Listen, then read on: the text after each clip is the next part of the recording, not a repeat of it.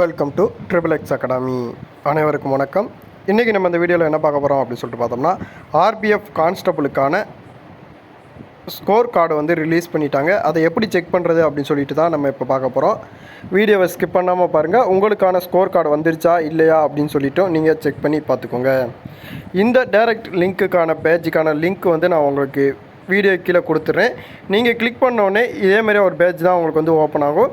இதில் வந்து உங்களுடைய ரிஜிஸ்ட்ரேஷன் நம்பரை வந்து நீங்கள் வந்து பதிவு பண்ணுறாப்புல இருக்கும். உங்களுடைய ரிஜிஸ்ட்ரேஷன் நம்பர் உங்கள்கிட்ட தெரியலை அப்படின்னு சொல்லிட்டு பார்த்தீங்கன்னா, ஆர்ஆர்பி அஃபீஷியல் வெப்சைட்டில் வந்து உங்களுடைய ரிஜிஸ்ட்ரேஷன் நம்பரை உங்களுடைய லாகின் ஐடி பாஸ்வேர்டு போட்டு நீங்கள் எடுத்துக்கிடலாம். அது யாருக்கும் ரிஜிஸ்ட்ரேஷன் நம்பர் தெரியலை அப்படின்னு சொல்லிட்டு பார்த்தீங்கன்னா, நம்மளுடைய கமெண்ட் பாக்ஸில் கமெண்ட் பண்ணிடுங்க.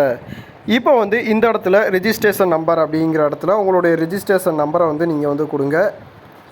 கீழே வந்து பாஸ்வேர்டு அப்படின்னு சொல்லிட்டு எடுத்துக்கிட்டீங்க அப்படின்னு சொல்லிட்டு பார்த்தீங்கன்னா, உங்களுடைய பாஸ்வேர்டு வேறு எதுவும் இல்லை, உங்களுடைய டேட் ஆஃப் பர்த் தான் உங்களுடைய பாஸ்வேர்டு.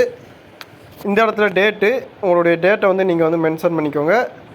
அதுக்கு பக்கத்தில் மந்த்து, எந்த மந்தில் பிறந்தீங்க அப்படிங்கிறதையும், எந்த இயரில் நீங்கள் பிறந்திருக்கீங்க, அதாவது எக்ஸாமில் நீங்கள் அப்ளை பண்ணும்போது டேட் ஆஃப் பர்த் என்ன கொடுத்துருந்தீங்களோ அதுதான் கொடுக்கணும்.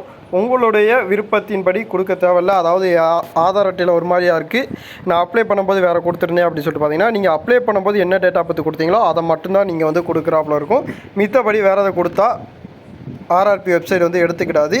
கீழே இருக்கிற கேப்சா, அதாவது கீழே இருக்க கேப்சா வந்து நீங்கள் என்ட்ரி பண்ணீங்க அப்படின்னு சொல்லிட்டு பார்த்தீங்கன்னா, என்ட்ரி பண்ணிவிட்டு கீழே லாகின் அப்படிங்கிற ஒரு ஆப்ஷன் இருக்கும், அதை கிளிக் பண்ணிடுங்க.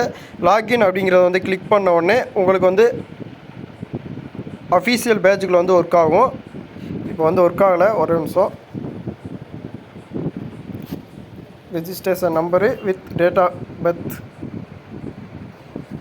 என்னுடைய டேட் ஆஃப் பர்த்தை வந்து நான் வந்து கொடுத்துக்கிறேன். இதில் இந்த இடத்துல வந்து உங்களுடைய டேட் ஆஃப் பர்த் வந்து நீங்கள் வந்து என்ட்ரி பண்ணணும்.